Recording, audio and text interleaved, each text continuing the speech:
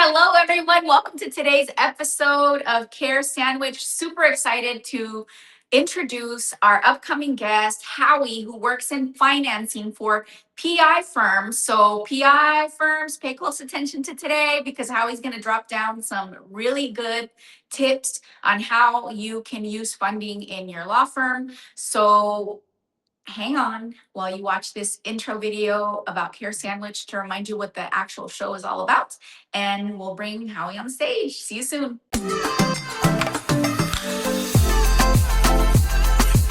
Welcome to Care Sandwich, the podcast where we dive into the success journeys of law firm owners across the country. I'm Margarita Everline, your host and the founder of Marketing Boss, a fractional chief marketing officer firm for law firms. On this show, we'll explore the challenges, strategies, and victories that have shaped law firms and how they wrap every interaction with care. Because we believe that caring isn't just a value, it's a strategy for success. So grab your favorite sandwich, sit back, and let's dig into a conversation filled with insight, inspiration, and of course, a lot of care.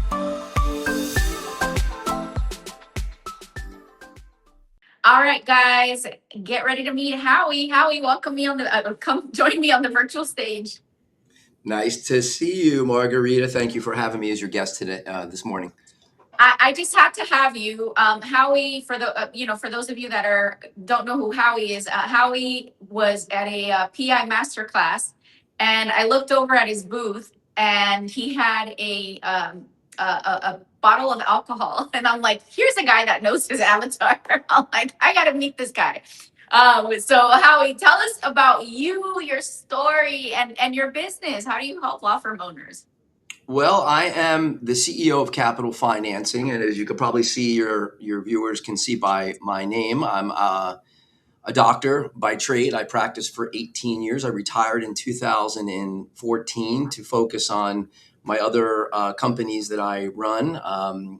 You met me through, as you said, the conference in Miami, and we are a national innovative plaintiff and case expense financing company that focuses on the personal injury industry, helping plaintiffs as well as law firms.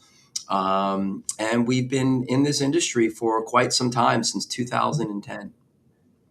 So what took you from being in the medical space to getting inspired to really do what you do in this other space? It's just a journey. I've always been an entrepreneur at heart. Gotcha. I have always been, I treated personal injury patients, and I've always been somebody that looks to flaws in an industry. And I saw a lot of them as a practicing doctor, and the struggles with the inability to get access to medical care for my own patients back, going all the way back to the 90s and the early 2000s. And I first started out, my first venture outside of practice was building a company called The Injury Specialist that celebrates its 20-year anniversary this year. It's the largest medical legal network probably in the nation. It's been coined the LinkedIn of personal injury. It's a technology platform that's a SaaS model, that it's a B2B where lawyers, physicians of all specialties, imaging centers are all on a platform utilizing and referring to each other. It started out as a simple concept that turned into a vehicle for medical funding. We were the first to offer traditional medical funding back in 2006. We factored receivables for providers and hospitals and ASCs and imaging centers to provide the ability for providers to get paid for when plaintiffs didn't have health insurance. And it was super successful, still is. We're in 40 states now providing this service. It's been scaled quite a bit. And then Capital Financing kind of gave birth through the lawyers asking us to get into plaintiff financing a little bit prior to 2010. And we had to learn about this industry and found it fascinating and realized there was a lot of problems and issues within that industry. And we decided to tackle that the same way we decided to look at improving the ability for plaintiffs to get access to medical care they needed and deserved. And my passion as a doctor is to help people. It's just who I am at my core. So everything we've done has been a a vehicle to help people just in different ways, but also within an industry that I knew very well and intimately for so long. I've been in the industry for 30 years. So when I started looking at plaintiff financing, it was another opportunity to or solve some of the issues that we saw within the industry, which is what we set out to do. And we've been doing that now for 16 years in different financial models. Wow. So walk us through how attorneys can get in touch with you for help with financing, whether it's for the plaintiff or for the cases themselves. What does that look like? Well, I'm out there. I'm all over the country. I'm on the road quite a bit. I go to a lot of conferences. I probably go to around 20 to 23 conferences a year. So we are offering our financial services to plaintiffs as well as law firms. From case expense financing is really what I mean by the law firms in general. We are at every type of conference, from state associations to national conferences. So people know me pretty well through the industry. Thank God for podcasts. My names have been out there with podcasts, but the best way to reach me is our website at injuryfinancing.com. That's a great way to find me, or my email address, Howie at injuryfinancing.com. Can you share a story with us about how plaintiff financing maybe helped a case that just stands out in your mind where Sure. you were involved? Sure. So a little background. When we got into this industry, it was the Wild Wild West. And the problem within the industry, and a true entrepreneur, which I like to consider myself, is really finding the problems in an industry and coming up with solutions. And, when we came into this industry, it was notorious for very high interest rates, and where plaintiffs would borrow money. And by the time it was repaid back, the rates and the payoff was extraordinary. It made it almost near impossible to settle cases. So my attempt, or my introduction to the market, was coming up with a better model for the plaintiffs that would turn the industry on its head. And it was disrupting the industry. I was not well received by the industry when I came out of the gate. I was told I'd be out of business in 6 months, and here we are 16 years later. But the model that we set out to do was create a cap model, an interest model where the interest would terminate instead of compound on a monthly basis for years. It was a predictable end result that protected the plaintiff if cases took longer. And we capped it at 12 months, which still to this day, I've never seen. There are companies nationally, Margarita, that cap their interest in 2 or 3 years, but nobody at 12 months. So for an example, in a story, you mentioned a story. Well, I had a lawyer recently sought out my services for plaintiff financing because his client was struggling financially and needed an advance against future proceeds of his case, which is essentially what we do on the plaintiff financing side. And the client needed a significant amount of money to pay his bills and live on a day-to-day basis. The lawyer used me as a strategy, the strategy that he needed more time to nurture the case, to build the case. He needed to go through mediation. And the client was struggling financially and wanted to settle the case sooner. But the lawyer knew that the case was worth a lot more if he just had more time. Yep.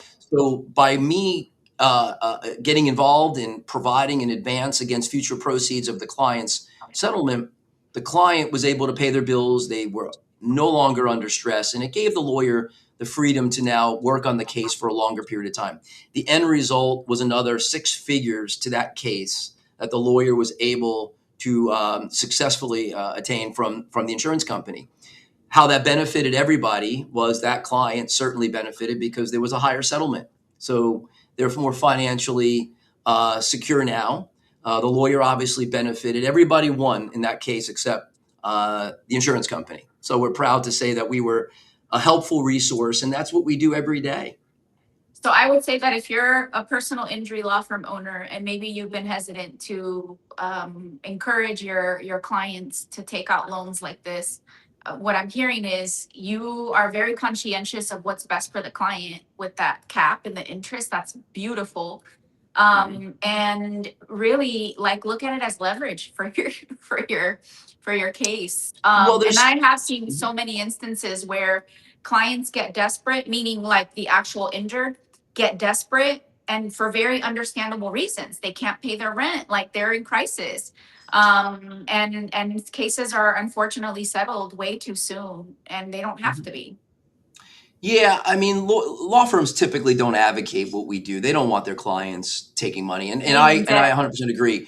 Yeah. You're right. Everything you said was correct. We actually call ourselves a plaintiff friendly option, and we're proud of that.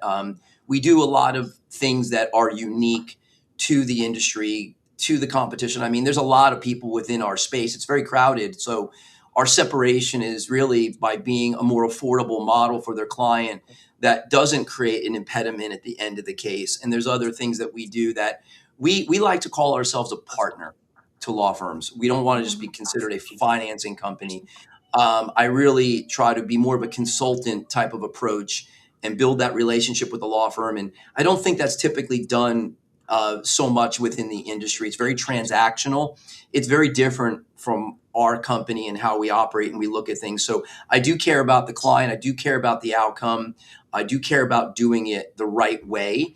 And if there is lawyers that are listening to this, they've all been exposed to companies that are doing this and they don't, again, advocate it. But if you're going to allow the client to go that route, why allow them to work with somebody that is potentially going to cost them more money at the end of the case?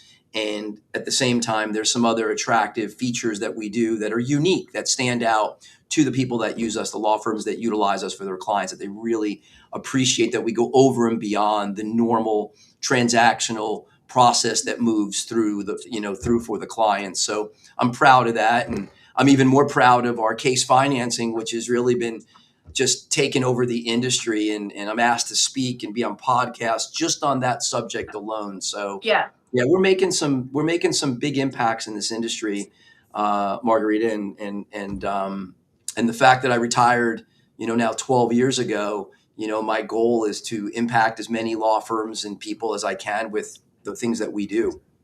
So talk to us about a story with case financing where you were able to help with maybe a case as an example, and then definitely Sure. share how that works. Hey there, I hope you're enjoying the conversation and your sandwich as much as we are. I want to take a moment to share a few words about our sponsor, Marketing Boss. If you're a law firm owner looking to supercharge your growth, our team at Marketing Boss is here to help. We've got over a decade of experience and a proven track record, and we specialize in growing law firms like yours with data-driven marketing leadership. So if you own a law firm and you're ready to get a predictable, steady flow of cases from your marketing, let's connect at marketing-boss.com. Sure. So many stories. Yeah, So I many. know. Just pick one. Pick one. Yeah, no. Yeah. I had one, I think 2 weeks ago. Very well-known lawyer in Georgia. I'm in Atlanta. And he's very well known. He's actually now he's probably the most well known med mal birth trauma lawyer in Georgia, and he had cash flow issues, and he was referred to me. And cash flow is a really common problem within the contingency law firms, and it's not talked about. Contingency lawyers typically, Margarita, talk about their settlements, their verdicts, how many cases they have, how many new clients they have. It's always about the wins, but nobody really talks about the business side. And there's a lot of problems that are evident that nobody has addressed within the industry for a very long time. There's been a status quo of sorts within the industry for 50 plus years, that the lawyers that are on a contingency do things very unique to the rest of the legal profession. And for that, it has created a lot of problems. One of them is a cash flow issue. So one of the things that we have been able to tap into is law firms that are big and small and volume and non-volume, that are boutique. They all seem to have different pain points. And there's nothing more problematic for a law firm than cash flow issues, because it impacts everything that they're able to do. Work with somebody like yourself, or work and, put their money into marketing or operations. So I do case financing very differently. It's not an industry that's new, but most people have always done it, as most law firms have looked at it as a line of credit through an institutional banking source. We invest at the case level, and we do it non-recourse, which means that if the case is lost, there's no recovery. We don't even get paid. So we take all the risk. And because we invest at the case level, it doesn't matter how many years the law firm has been in business. We're not looking at the lawyer themselves and their background. It's really case specific. So this particular lawyer that we got in touch with has a very boutique practice, but high value cases, 7 to 8 figure settlement cases, but they don't settle for a long time. And he was running into some problems with his cash flow, with expenses and things of that nature. And he needed to make his overhead. He couldn't make his payroll. In 25 years, the lawyer never had that experience before. And when he got wind of what I was doing, he really was interested in seeing what I can do for him. And I explained the model, the uniqueness to it. And one of the things that I do and I've created within my model is the ability to look at the collective cases of the law firms, how much money that they have across all of their cases. So this lawyer had 30 cases, but he has $2 million of his own money and a line of credit all within the cases. Wow. So that's a lot of money that's out there that's not, he can't get it back until these cases settle. And with the fact that these take so many years to settle, it perpetuates the problem. So what I was able to do is look at some of his cases, individual cases, not portfolio, but individual cases. And then by such, he actually sent me a ledger of the expenses that he already had written checks and put into the cases already.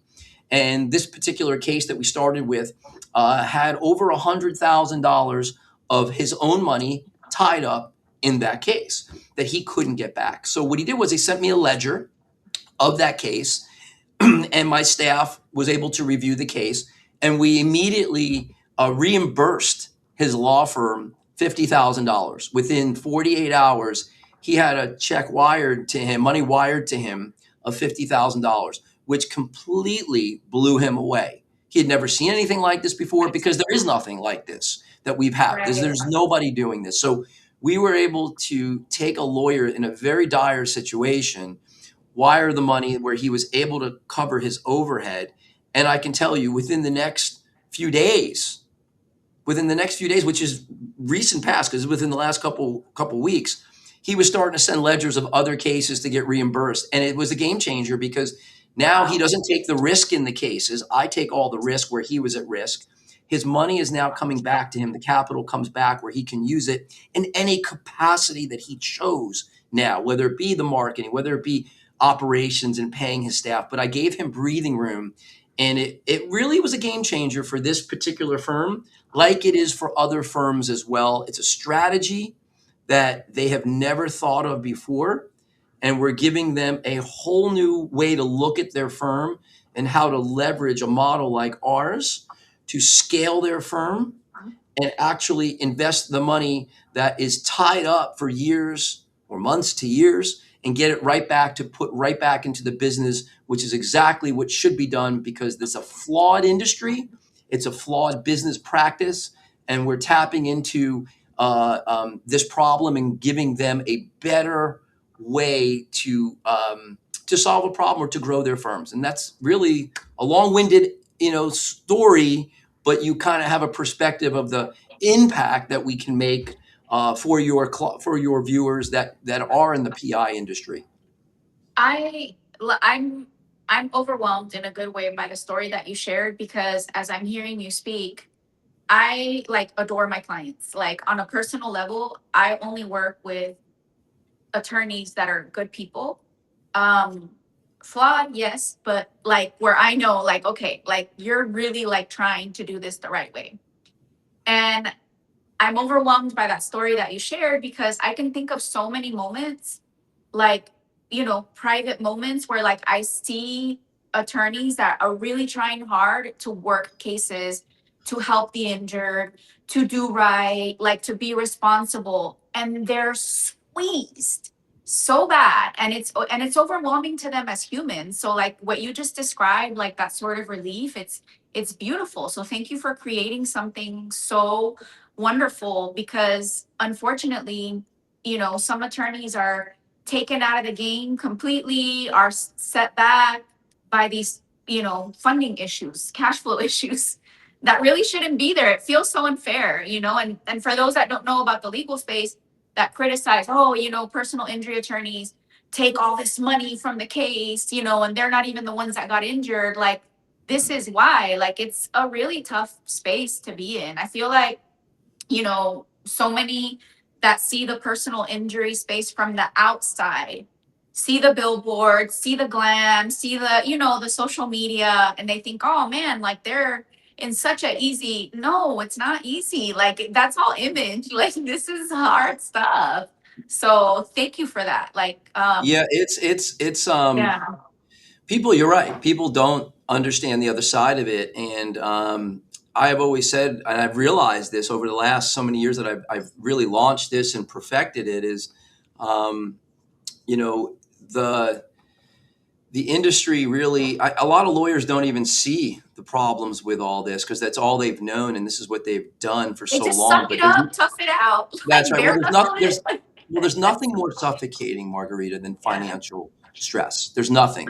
So if you're a plaintiff and you've been injured and you lose your job or you can't work and you're paycheck to paycheck, we provide a very important service to their clients for the industry.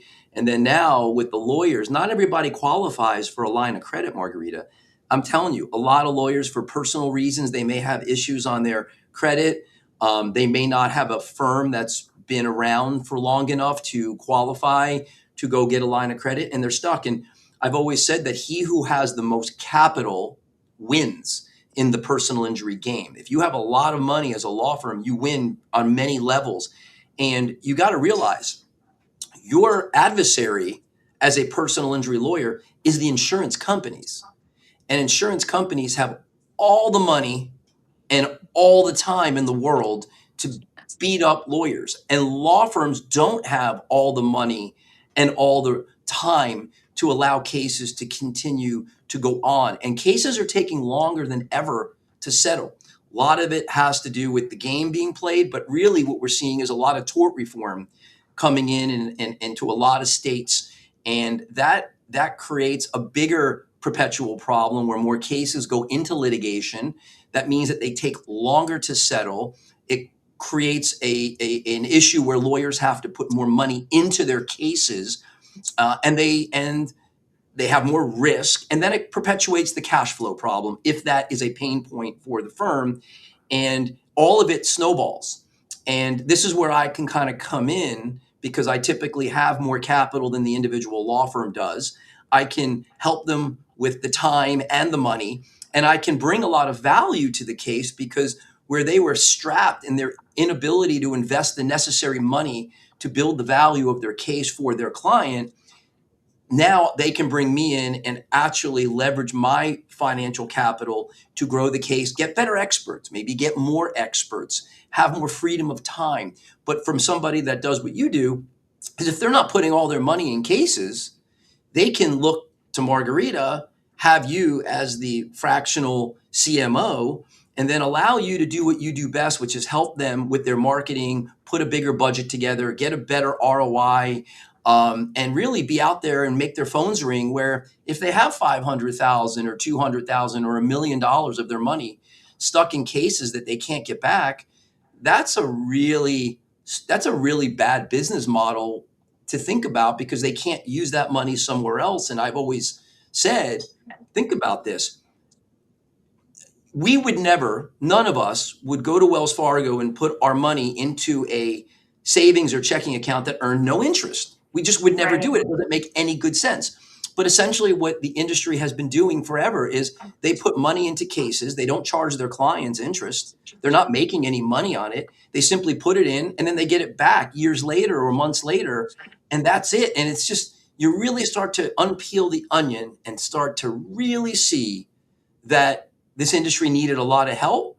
And it's a passion of mine now. Yeah, I went from being a doctor and all the things that I've done, but really what my passion is now is finding a better way for law firms to grow and scale their firm and also to help their cases and maximize the value of their cases that maybe they couldn't do before I came along. That's wonderful. Howie, this is really great information. Let's put your contact info on the screen. Again, if you're a personal injury law firm owner, definitely connect with Howie and his team, get some more information about how they might be able to help you. This is just the tip of the iceberg. Just the tip Um, of the iceberg. There's so much to it. yes. There's so much.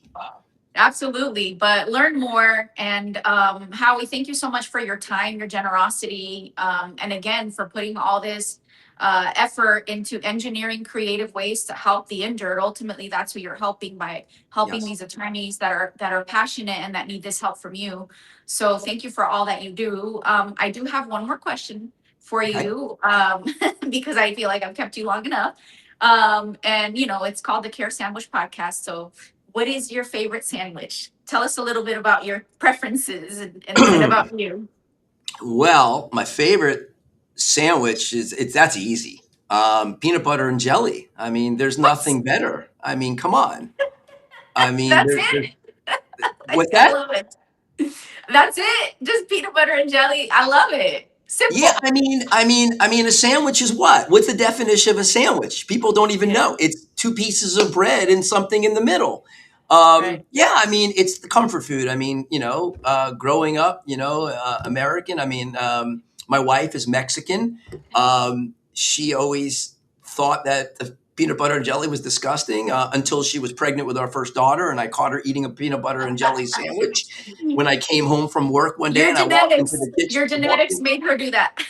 Right, right, right. Well, I That's walked into awesome. the kitchen, Margarita, and there she was. She was not expecting me to come home for lunch during the day, and I came home, and there she was in the kitchen eating a peanut butter and jelly sandwich. And I'm proud to say she's never had one since.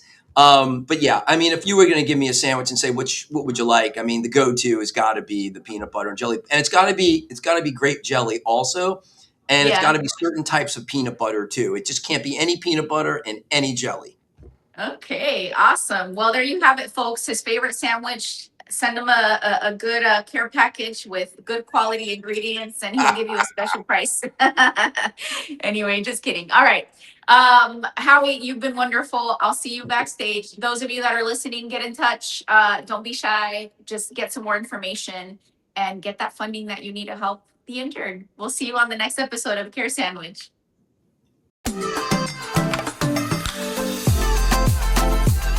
Thank you for joining us on this episode of Care Sandwich. Remember, the way we care for our clients, our teams, and ourselves can make all the difference in our success. Until next time, keep caring, keep growing, and I'll see you on the next episode of Care Sandwich.